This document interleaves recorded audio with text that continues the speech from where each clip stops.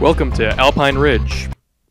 It sounds like a motel with yellowed bedsheets and rotting wallpaper, with a bathroom with screaming pipes and the roaring toilets. I don't know, maybe I'm personally biased because I've been in a lot of motels in the middle of nowhere. They are not pretty sights. That guy's pretty close to the cliff. I could have easily fallen off there. And this guy's very angry. Let's put his anger to rest. Spyro is pro-euthanasia. The Green Wizard Gumby guys actually noticed us this time, which is kind of weird. Usually they point and laugh at us. Now they've figured out that Spyro is a force to be feared.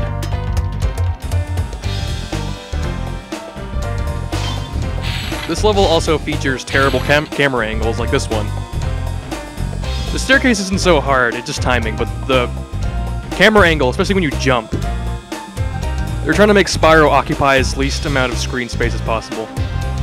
I can't say that's beneficial to the player.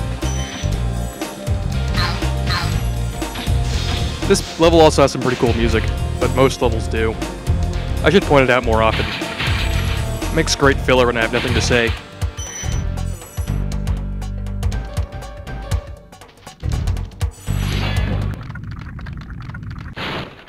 Spyro, you're not afraid of those big, noisy, gigantic, awful beasts, are you? Of course not. I didn't think so. That was a lot of adjectives. Big, noisy, awful, gigantic beasts. I wonder if that's the canon name for them. Because that kind of adjective use is kind of, it's not natural. Something had to warrant that adjective spamming. And that guy didn't even try to avoid us. I'm pretty sure he makes himself really high if he was to work correctly, which he didn't. No! That's exactly what I was trying to avoid. I didn't know you could get stuck on their bodies. The tiles here are a little warped, I'm not quite sure why. Maybe it's because there's like some kind of magic going on here. That's my explanation. And I timed that very poorly.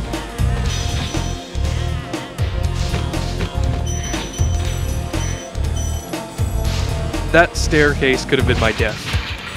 There are a lot of parts in this level that could get you killed. Those green wizards are really annoying.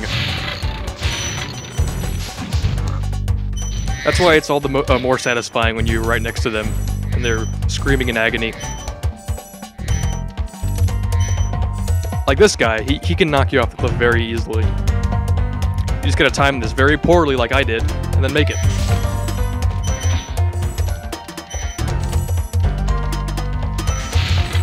There's still another one of these guys. We just got one of these taser staff things here. I really don't know what I should call those things. They are just enigmatic to no end. These guys, I can at least call them Gumbies because they're green and kind of long. What the hell are those silver things? Honestly.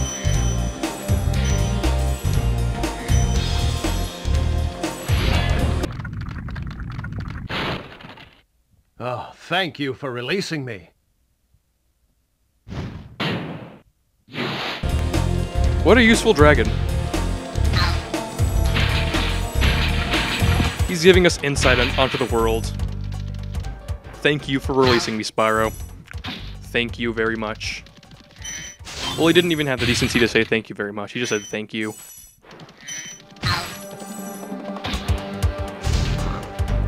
In the same way you'd thank someone that kind of, like maybe held the door open for you. Not someone that saved your life.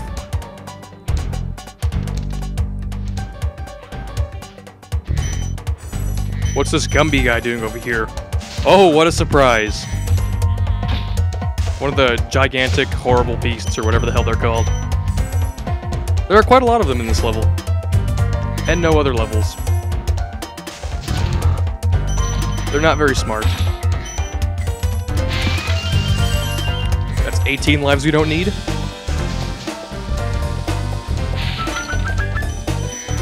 And a quite generous firework box. We'll be getting more of those later. And they'll be less generous at that one. Unless you count throwing us off a cliff as generous, in which case they're very generous.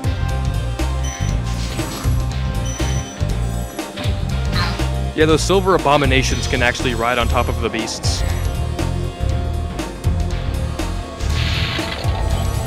As you see, we've surpassed 400 gems. That's kind of uncommon for a level. And we can actually go back to the beginning of the level through there. Great work, Spyro. If you keep this up, you'll learn all the tricks of the Magic Crafter world. I haven't even learned one trick yet. Am I behind on something? That dragon must be using game facts. He's got all the tips and tricks.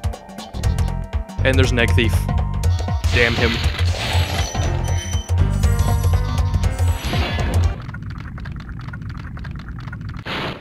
Remember that these blue thieves haven't stolen eggs only in the Magic Crafter world. Don't worry, I'll take care of them. I think we already know they haven't stolen eggs in the Magic Crafter world. Exclusively. And I'm doing very poorly here. There we go. This is quite a large path, and we had to chase him around the whole way. It might take a while. Which is kind of silly, because we have to do it anyway, considering there's gems. And that gem nearly fell off the cliff.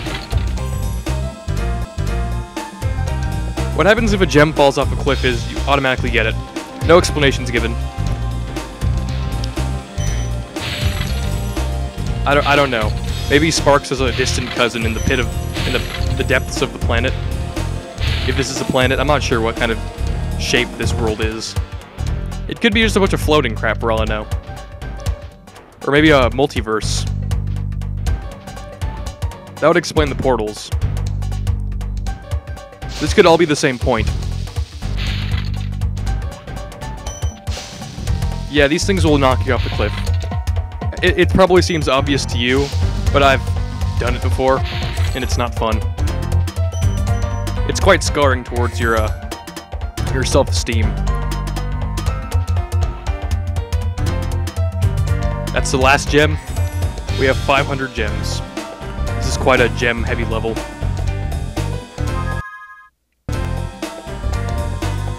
We can head back now.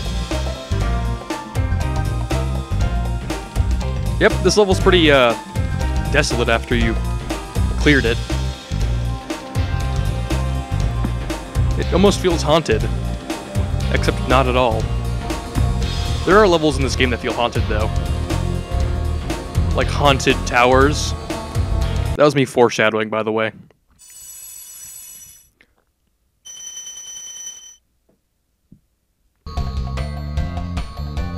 Everything should have foreshadowing. The next level is called something. I don't know what it's called, but I know where it is. And I wonder what happens if we get those guys twice.